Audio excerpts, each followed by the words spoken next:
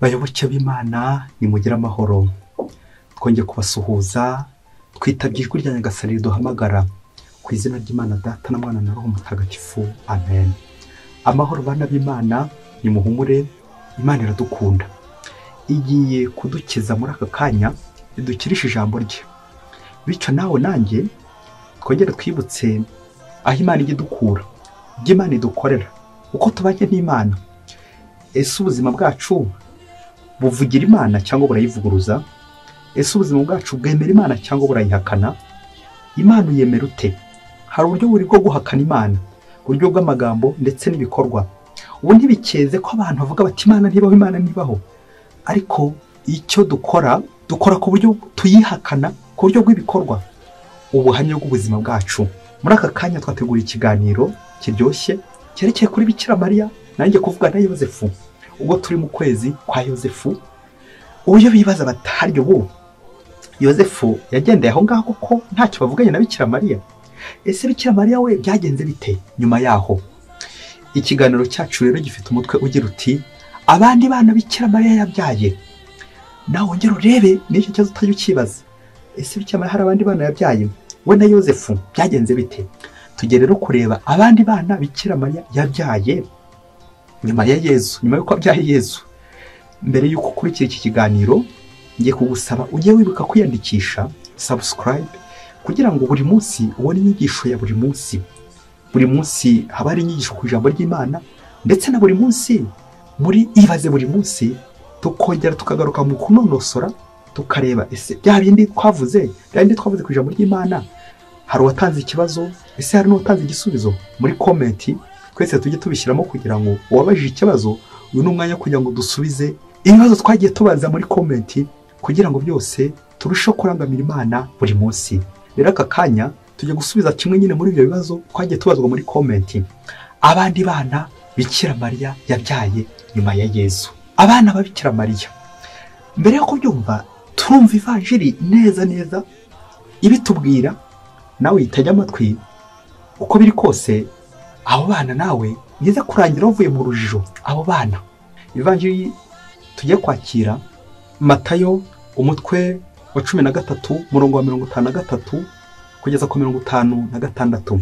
Yesu arangije iyo migani avaho, nuko ajya mu karere k'iwabo ahigishiriza abantu mu isengero ryabo. Bituma batangara bavuga bati ubuhanga n'ububasha bwinshi abikomora he? Uriya si umwana wamubaji, nyina ntiyitwa Mariya? Abavandimwe be si Yakobo, Yozefu, Simoni na Yuda? Bashiki be bose ntiduturanye? None se biriya byose abikomora he? Iyo ni ivanjiri ntagatifu. Abandi bana Bikira Mariya yabyaye. Iki kibazo abantu benshi barakibaza, abakibajije n'umwanya wo kugira ngo dusaranganye ibisubizo maze aka kanya dusobanukirwe. Ejo n'ejo bundi tuzaye dusobanya Bikira Mariya hari abandi bana yabyaye. Ese Yozefu kuko yagendeye aho ngaho? Uruva nk'umuntu warera ko Bikira Mariya akamusaba, ubwo ko Yozefu yagendeye aho ngaho? Koko Bikira Mariya abandi bana yabyaye. Nkuko n'ivanjiri cyane niyo abantu benshi bajya buriraho, dore ko abantu benshi bibanda kuri Bibiliya akabasha kugira ibyo agoreka cyangwa n'ibyo agorora, nanone byaba ari byiza. Ariko benshi hari abantu bayobya abandi bakibanda ku ivanjiri, bigatuma bayoba umurongo w'Imana. Mbere rero yuko iyi vanjiri ukomeza nawe kugenda uyireba mu ndorerwamo yayo uko bikwiriye ko wayumva, reka tubanze turebe inyigisho za Kiliziya, tuzihuze na Bibiliya, tuzihuze n'umuco w'Abayahudi. Ubundi turebe icyo bita umuvandimwe mu Kigereki, mu Baromani, mu Bayahudi, mu buzima bw'Abakristo. Abavandimwe barindwi. Bityo naho ko tugenda dushingurira kugenda wisubiza, uraza guhita ugenda ubona abana ba Bikira Mariya. Ngaho tujye gushingira. Iyo bavuze umuvandimwe bwa mbere, ni umuntu muvukana kuri papa wawe no kuri mama wawe, ku babyeyi bombi. Ngo ni uburyo bwa mbere. Benjamin na Yozefu baravukanaga. Aba kabiri, iyo bavuze umuvandimwe demi frere, abo muvukana ku mubyeyi umwe, Yuda na Yozefu bene Isiraheli, cyangwa Izaki na Isimayeli, babyarwa na Aburahamu.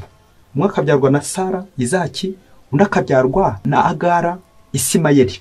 Ubwa gatatu umuvandimwe no mu miryango yanyu, babyara bawe, abo kwa nyogosenge, abo kwa nyokorume, abo kwa data wacu, abo bose n'abavandimwe mu miryango yacu ari hafi n'iya kure. Ubwa kane, abavandimwe nabo muhuje igihugu, abo muhuje ubwoko, abo muhuje akarere, abo muhuje nanjye kuvuga n'idini, byose ushobora kugenda ubyitira ukavuga uti umuvandimwe wanjye, bitewe n'uko ugendera ku moko cyangwa ku gihugu cyangwa ku idini cyangwa ku karere. Ibyo akenshi bikunze no kuzana ironda koko, ironda dini, ironda karere n'ubundi bwoko bwinshi, kubera ko mwita abavandimwe.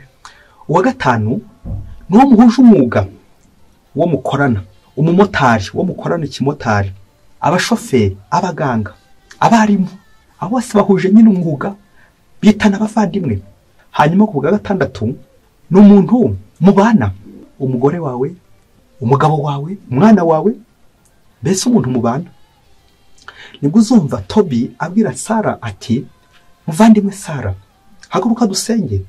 Umuvandimwe wawe akenshi n'uwo muntu mubana. Ushobora kumwita umuvandimwe mutarigeze munavukana, mutanaziranye, kubera ko mwahuye murabana, muhuje umwuga, murakorana, murabana, mubana mu nzu imwe. Ati muvandimwe, muvandimwe, muvandimwe, mon frère, ma sœur. Hanyuma ku bwa karindwi n'umuntu musengana, n'umuntu muhurira mu ngoro y'Imana. Iyo sano ya karindwi kwifuje gushyiramo umubare karindwi kugira ngo wumve ko ari sano itugeza ku Mana. Umuvandimwe muri Kristo, umwe muri Kristo, ubuvandimwe muri Kristo.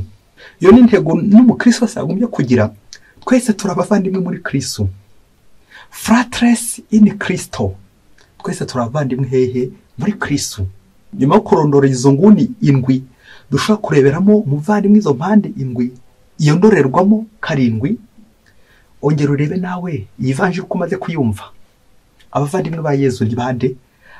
Abana ba Bikira Mariya yabyaye ni bande? Nabahe? Ibintu birindwi tumaze kubona warebera mu buvandimwe biratwerekeza ku masano abiri. Hari isano y'amaraso, isano y'umubiri, abavandimwe b'umubiri. Hari n'isano isumbi y'amaraso, isano y'ukwemera. Babandi dusengana, babandi dusangira urugendo rugana hehe? Rugana mu ijuru. Kuko ubuzima bwa hano ku isi amaherezo ni mu ijuru nyine. Akabya bindi ngo amaherezo y'inzira ni mu nzu. Inzu yacu rero nta handi ni mu ijuru. Niyo mpamvu tugenda dutegurana kuri ubwo buryo kugira ngo Nyagasani turangamiye nk'abavandimwe, abasangira urugendo, abasangira ngendo, abavandimwe. Rero nyuma yo kumva ino vanjiri, nyuma yo kumva aya masano, nyuma yo kumva abavandimwe bandi uko tugenda twitana abavandimwe kandi koko atari uko tuvuka hamwe, ndifuza gusoreza ku bintu bine biza kugufasha nawe gukomeza ureba abana ba Bikira Mariya. Bishoboke ko nawe ukiri mu ndorerwamo y'abarebera Bikira Mariya, ukamureberaho ingeso mbi z'ubusambanyi, ukamureberaho guca inyuma Yosefu, ukabarebera mu mubiri. Kandi Bikira Mariya aturenze kubera iki? Kubera ko yabyaye Imana. Icya mbere ugomba kumenya nuko ijambo umuvandimwe mu Kigereki, nk'uko Bibiliya bagiye babikoresha, ijambo mu Kigereki ryitwa umuvandimwe bahinduye, byari bivuye mu Kigereki ryitwa adelphos, ngo bikavuga ngo cousin, ni mubyara wawe. Bariya bavuga bari ababyara ba Yezu, ba Yosefu, ba Yozeto, ba Yuda, abo bose bari ababyara ba Yezu. Kimwe nuko no mu ivanjiri tubonamo abantu nyine, hari abavukaga na Bikira Mariya, hari abo Bikira Mariya afitanye nabo isano. Abo bose rero n'abavandimwe ba Yezu. Nyuma yo kumva igisobanuro nyine cy'umuvandimwe adelphos, nibyo koko Bikira Mariya yari afite abandi bana. Abo bose bo miryango y'iwabo, abo bose bazaga kureba Yezu, nyoko n'abavandimwe baje kugushaka. Abo bose nabo miryango yande, nabo miryango ya Yezu, nabo miryango Bikira Mariya, nabo miryango ya Yosefu. Abo bose nk'uko tumaze kubyumva bari abavandimwe koko ba Yezu. Mugiye urabihakana? Icya kabiri twashingiraho tubeshyuza, narinjye kuvuga mu makuru yuko dushaka kwikubira twebwe umubiri gusa, tugashaka kwimakaza umubiri, ni ubusugi bwa Bikira Mariya. Imana yatumye Gaburiyeli ku mukobwa w'isugi. Tuzi ko Bikira Mariya nk'ihame koko nagomba gufata ukarimira neza neza. Bikira Mariya ni isugi ubuzima bwe bwose, mbere yuko asama abyaye umwana w'Imana, na nyuma ko abyaye umwana w'Imana Bikira akomeje kuba isugi. Kubera iki? Twebwe abantu ntitwabyumva, kuko tuba dushaka ngo umubiri wacu tuwukoreshe ko twifuza, ntituwukoreshe icyo Imana ishaka.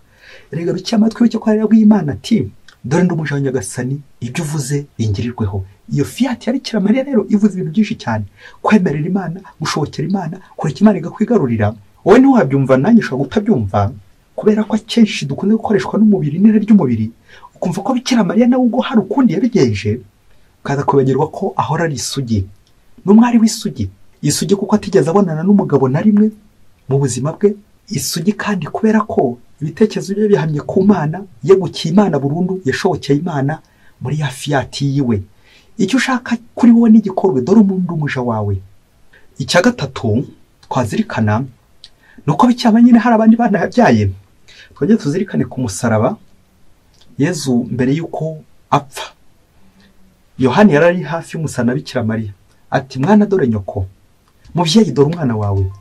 Icyo gihe twarazwe nyine Yohani ku musaraba, kuko nyine turi abana. Yohani yaraduhagarariye, abana ba Kiliziya, umubyeyi wa Kiliziya, umubyeyi wacu, Mater Dei. Ngo uyu mubyeyi, ngaba abana ba Bikira Mariya, wowe nanjye turimo abana ba Bikira Mariya. Kubera iki? Iyo sano dufitanye na Bikira Mariya, iyo sano dufitanye na Yezu nk'abavandimwe ba Yezu, nk'abana ba Bikira Mariya. Mukristo umuvandimwe, nawe uri umuvandimwe wa Yezu. Urumva ko iryo jambo ndikoresheje, bavandimwe bana b'Imana, turi abana b'Imana nyine. Kubera iki? Iyo sano dufitanye na Yezu, iyo sano dufitanye na Bikira Mariya, umubyeyi utubyarira agakiza, watubyariye Imana, Yezu mukuru wacu, Yezu umuvandimwe wacu. Kristo umuvandimwe wacu, turakuririmbira muvandimwe wacu. Nibyo Papa Francisco yavuze ati, umuntu utabona Bikira Mariya ho umubyeyi, uri imfubyi. Ngiye isano isumbi y'amaraso, rwa rutonde twahabwa abavandimwe, harimo isano y'ukwemera, isano isumbi y'amaraso, isano dufitanye na Bikira Mariya, ko azatugeza mu ijuru, ko azaduheka, ko atuvuganira. Urakoze mubyeyi mwiza, uhora utuvuganira twebwe abana bawe. Aha, ushoboye ko isano utayemera. None se hari aho Bikira Mariya mwigeze mujyana muri maternité agakubyara imbona nkubone? Ariko turabyemera kuko ari umubyeyi wacu. Ahanyuma, niba utaraba convaincu et convaincant, niba utaremera koko, ujye wemera amahoro ya Pawulo mutagatifu ko ari 13, uzareba uburyo atangira. No mu Kiliziya uzareba uburyo bitangira. Abavandimwe, frère, hano Pawulo avuga ati, abana banjye nabyaye mu kwemera, ba Tito ndetse na ba Timote n'abandi benshi cyane, n'abaho Nezime, babandi abyarira mu buroko. Ese Pawulo ageze muri prison yarabyaye? Ibi byose biratwerekeza ku buvandimwe dufite, ya sano y'isumbi y'amaraso. Iyo wise umuntu umuvandimwe, ntabwo ari uko muvukana ku babyeyi bombi, ntabwo ari uko muhuje isano y'amaraso, ahubwo ni isano y'ukwemera. Rero turasoza ikiganiro twongera gukorekeza kuri Bikira Mariya, guhora umwiyambaza iteka. Uyu ni umubyeyi mu ishapure ye, atuvuganira iminsi yose, adusabire kugera kuri Yezu. Adi Yezu Père Mariam, tugere kuri Yezu tunyuze hehe? Tunyuze kuri Bikira Mariya. Imana yanyuze kuri Bikira Mariya, ize dusanga. Twabuzwa n'iki natwe kunyura kuri Bikira Mariya dusanga Imana? Ongera rero urebe, ndakwifuriza nawe guhora uri umwana wa Bikira Mariya, wa mwana wa Bikira Mariya udatana n'imibabaro, udatana n'umusaraba, ahubwo buri gihe urangamiye Imana, ukora icyo Imana ishaka buri munsi. Uwo ni umuvandimwe wa Yezu, ukora icyo Imana ishaka, nta wundi ubitubwiriza usibye Bikira Mariya. Urakoze mubyeyi mwiza, kandi uhora udusabira buri munsi. Mwese Imana ibahe umugisha. Imana Data na Mwana na Roho Mutagatifu. Amen. Padiri Masumbuko Ladislas wa Diyosezi ya Cyangugu.